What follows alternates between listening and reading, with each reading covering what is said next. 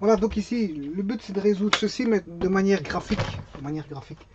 Voilà, pour abréger la vidéo, j'ai calculé tout en aparté. Et voilà, comme ça prend pas trop de temps pour, je veux dire, calculer. Et j'ai calculé, en fait, il faut le faire en modèle graphique hein, pour trouver les solutions. Il suffit de dessiner la fonction f qui est sinus 3x et la fonction g qui est moins cosinus 2x.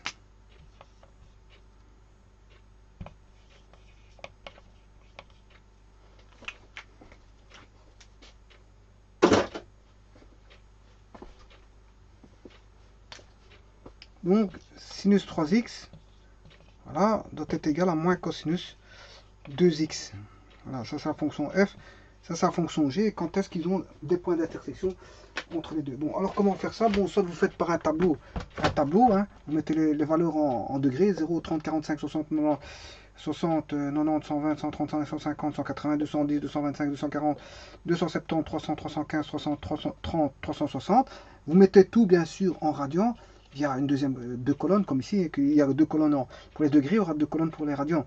Vous mettez 0, pi sur 6, pi sur 4, pi sur 3, pi demi, 2 pi sur 3, 2, 3 pi sur 4, 5 pi sur 6, pi, 7 pi sur 6, 5 pi sur 4, 4 pi sur 3, 3 pi demi, 5 pi sur 3, 7 pi sur 4, 11 pi sur 6 et 2 pi. Voilà, donc à lui correspond, bien sûr, cette colonne-ci correspond à la première colonne, cette colonne-là correspond à la seconde colonne.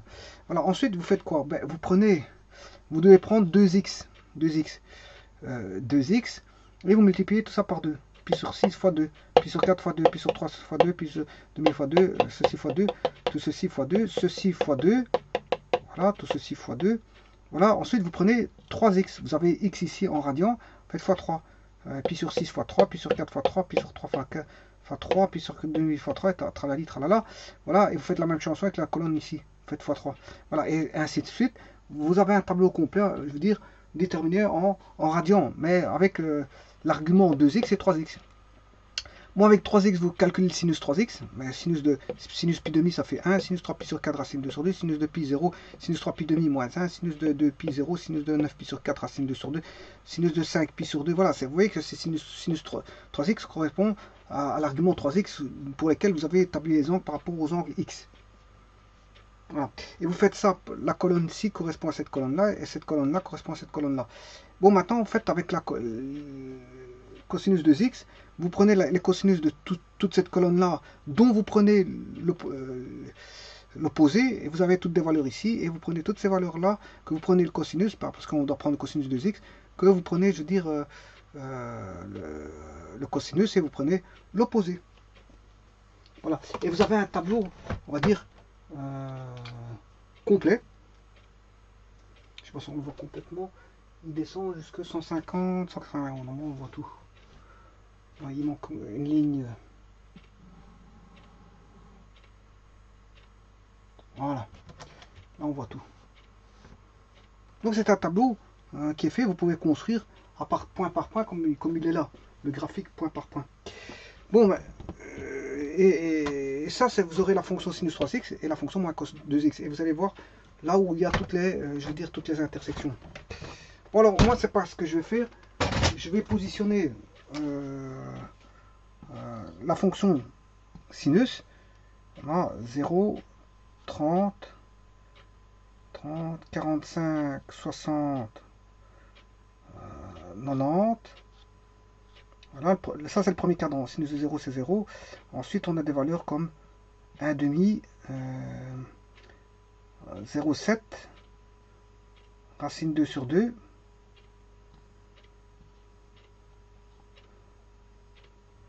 racine 3 sur 2. Voilà, et pour 90 ce qui fait 1. Voilà, donc la sinusoïde va partir comme ceci. Ici, ça c'est l'angle 90. Là, vous faites une symétrie par rapport à ça. Hein. Voilà, symétrique ici. Voilà, je prends celui-là, celui-là je le mets là, celui-là je le mets ici, et le dernier là, il est là-bas. Ensuite, je reprends ce point-ci avec celui-là, celui-là avec celui-là, et celui-là avec celui-là, et le dernier, bon, on aura Voilà, ainsi fait le premier cadran. Bon, ensuite, vous êtes reparti. Hein, en fait, prenez ce point-là. Faites une symétrie. Donc ça, c'est 90. On est arrivé ici en 180. 180. Ensuite, vous reprenez encore un point ici, un point là, un point là et un autre point qui est là. Et là, vous avez le 270 degrés. Mais bien sûr, là, vous devez reprendre un symétrique ici. Un symétrique là. Et de nouveau un symétrique ici pour avoir enfin le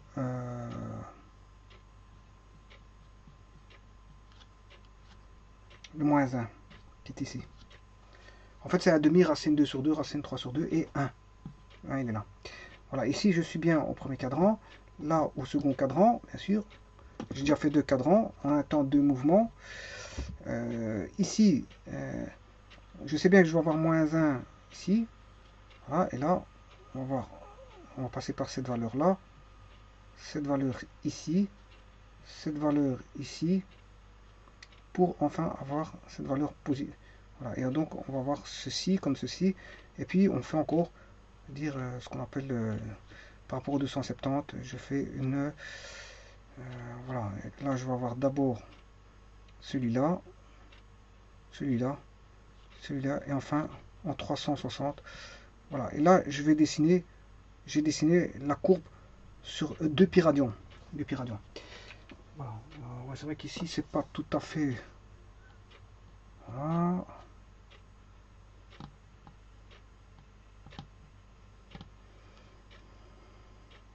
Voilà. Alors maintenant, ça c'est le sinus x. Alors sinus 3x, il faut tout diviser par 3. Alors là, j'ai 1 en 90, j'aurai 1 en 30. Donc 0, 30, 45, 60. Donc en 30, j'aurai 1. Ici, j'ai 180 en 0, 180 divisé par 3, ce qui fait que je l'aurai en 60. 60, il est là. La courbe, elle fait ça. Voilà. Ensuite, j'ai 0 en 180. J'ai 0 en 360. Divisé par 3, ce qui fait 120. Non, 120. Je vais avoir 0 ici. Voilà. J'ai moins 1 en 270 divisé par 3. En 90, j'aurai 0. Donc voilà, comme ceci. La courbe est partie comme ceci. Donc si je veux continuer, là, on sait bien qu'on a 60. 60. Ce qui veut dire que si je refais 60, ici je suis en de 60 en 90, j'ai 30. Là, on a 120. 120 plus 30. 150. Parce qu'en 150, j'ai 0. 150.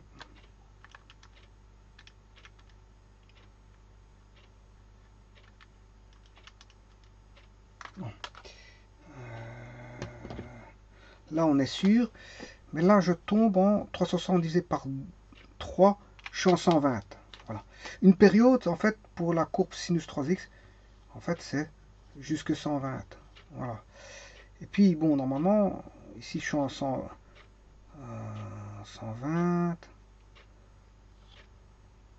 120 plus le maximum, il est en ici en 90, là en 30. Donc, je dois avoir un maximum en 150. On a 120, 135, 150, oui. J'ai un maximum en 150, puisque oui, c'est bien, c'est juste. Et je retombe sur un minimum en enfin en 0, en 180. Voilà. Voyons voir si 180 x 3, 180 x 3, sinus 540, ça fait bien 0, c'est juste. Voilà, et ainsi de suite, je peux continuer la courbe. Hein. Plus 30, 180 plus 30, j'ai 210, 210, je vais arriver voilà, ici, plus 30, là je suis en 210, je dois arriver en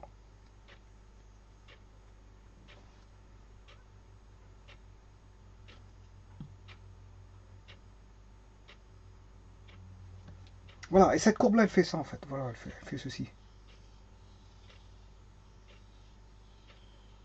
Voilà, en fait, ici, j'ai un petit peu exagéré, mais on va voir quelque chose comme ceci. Voilà.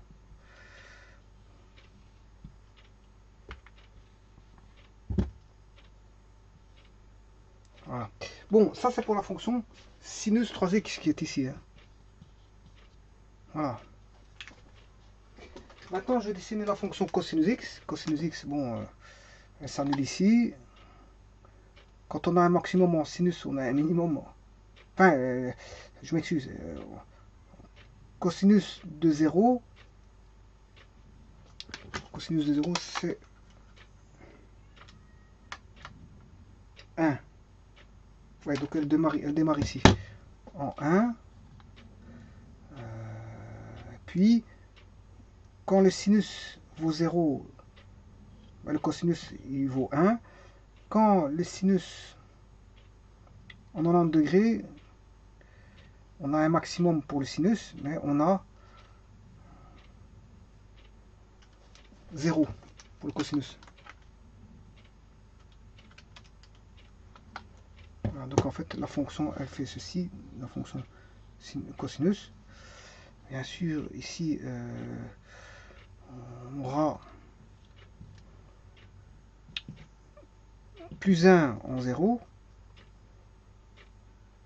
moins 1 en 180. Voilà, moins 1 en 180. Et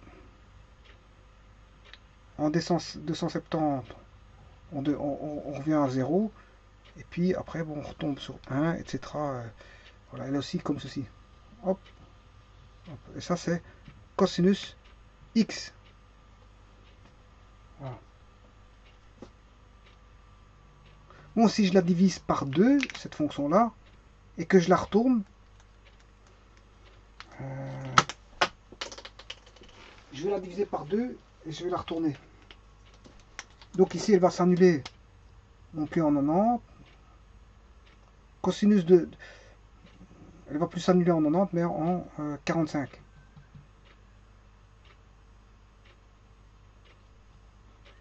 La fonction fait ça. Et cosinus de 0, ça fait 1. Et comme on prend le négatif, voilà. Elle s'annulera en 45 cette fois-ci. 45. Comme le cosinus s'annule en 90 et en 270, mais comme j'ai pris le 2x, 270 divisé par 2, il va s'annuler en 45 et 135. Voilà.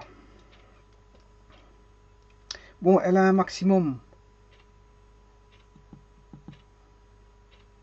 Là, on aura moins 1 en 180.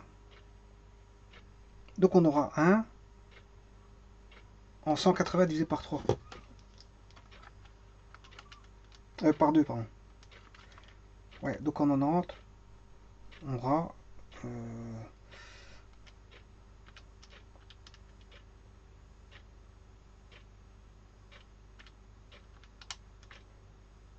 0, ouais. Oui, donc j'avais dit qu'on a moins 1 pour le cosinus en...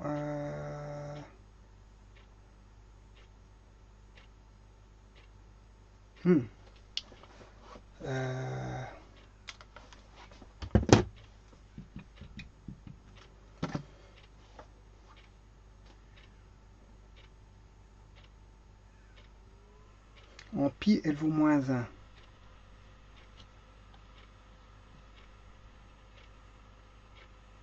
Donc si je divise par 2 en 90, elle vaudra moins 1. Donc elle vaudra plus 1 en 90. La fonction vaudra plus 1 en 90.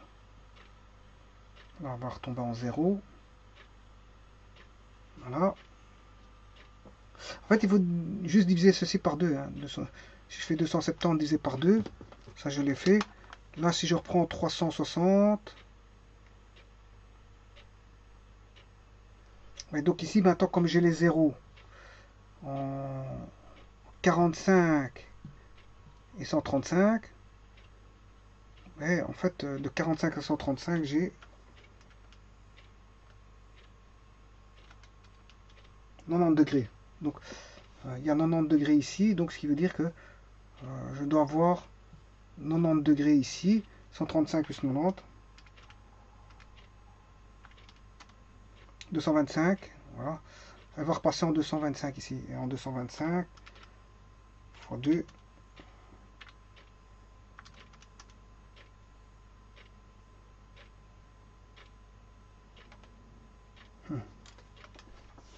je vais aller regarder les valeurs du tableau.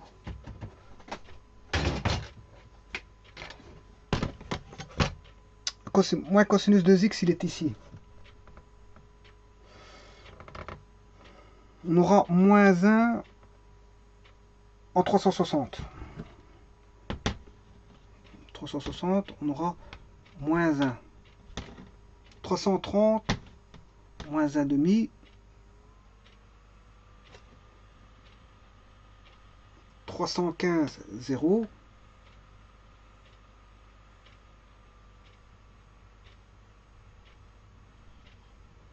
Ici quelque part 0. Voilà, donc en fait je vais avoir quelque chose de négatif comme ceci. Ce qui veut dire que là, 270, en 270 je dois avoir 1 normalement. Je vais regarder dans mon tableau, je n'ai pas besoin de calculer parce que 270, effectivement j'ai 1. 270, j'ai 1. Donc 270, je dois avoir 1. Voilà, donc en fait ici ça doit être quelque chose comme ceci. Comme ceci.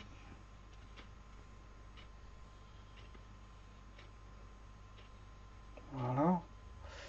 Et alors quand est-ce que j'ai moins 1? J'ai moins 1 en 180. Voilà, j'ai moins 1 ici. Donc fatalement c'est une fonction qui fait ça. Voilà.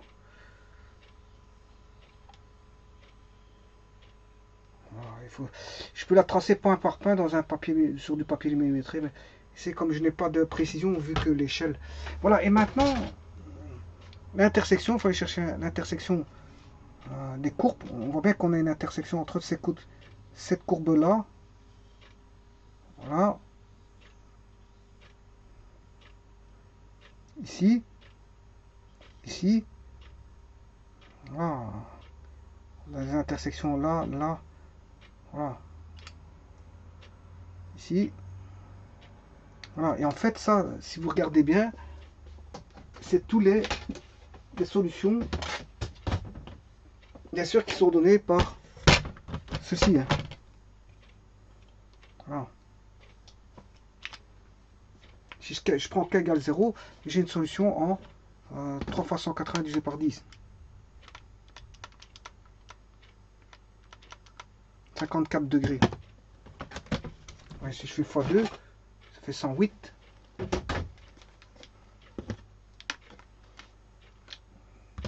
C'est ici. Là, ici. C'est le point que j'ai ici. 108 degrés, c'est le point que, voilà, de cette courbe-là. Et cette courbe-là. Ouais, ça c'est le fameux 108. 108 degrés.